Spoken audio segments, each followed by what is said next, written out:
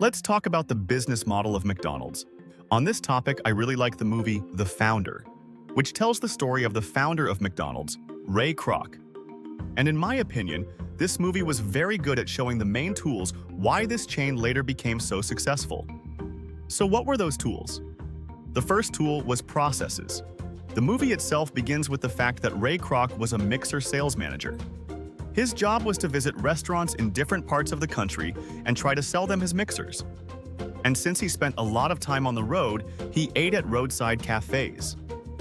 And one day, his company's office received a call from McDonald's, which at that time did not yet have its own restaurant chain, and ordered 6 mixers at once.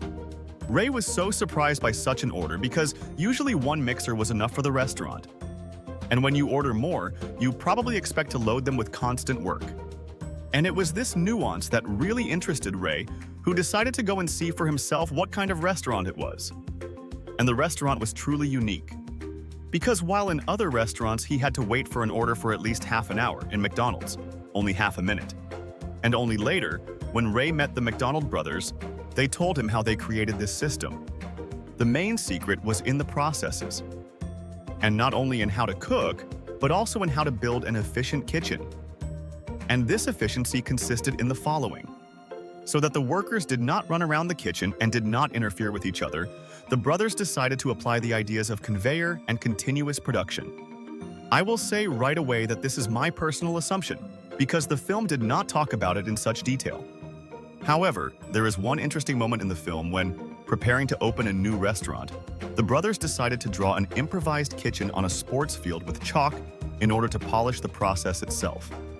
And it was during such a rehearsal that they arranged all the elements of this kitchen and employees in such a way as to ensure maximum speed and efficiency of the cooking process, as well as customer service. Well, when Ray Kroc saw this brilliant idea, he immediately suggested that the brothers scale this project. And although the McDonald brothers initially resisted this proposal due to various personal fears, in the end, Ray convinced them. Then the further success of scaling was based on 3 other tools.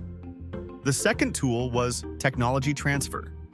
And for this, a franchise business model was chosen. It consists in the fact that the company that owns the technology transfers all its knowledge about organizing the restaurant to others who want to open the same establishment, with mandatory requirements for compliance with all the listed processes. For the owner of the technology, it is beneficial because he then receives licensing fees in the form of royalties from those who received this technology. Another advantage of this business model is that all the financial costs of organizing such a business, namely renting land, purchasing equipment, and everything necessary for the operation of the restaurant, are borne by the new entrepreneur. For example, Ray Kroc was forced to mortgage his own house to open his own McDonald's restaurant. The third tool was the selection of administrators. At first, Ray made a mistake because he began to offer this technology to his business friends. However, instead of complying with all the requirements, they began to work according to their own rules, which is why these new establishments lost their unique advantages. And tired of convincing them of the need to comply with standards and technologies, he began to find ordinary guys who share his values and vision. The fourth tool was control. He came across this idea completely by accident when he met Harry Sonneborn. It was he who gave Ray the idea that McDonald's main business should not be a restaurant business, but real estate ownership. That is, he first had to buy land, and then this land could be leased to those who wanted to buy a McDonald's franchise. The advantage of this tool was that in this way he received an additional tool for controlling tenants. If you do not fulfill the requirements for the franchise, the lease agreement is terminated and goodbye. Moreover, it was thanks to this tool that Ray Kroc later managed to seize control of the business from the McDonald brothers and become the owner of this network. And if you are interested in this topic, then write in the comments. And for me, it will be a signal of interest in this topic.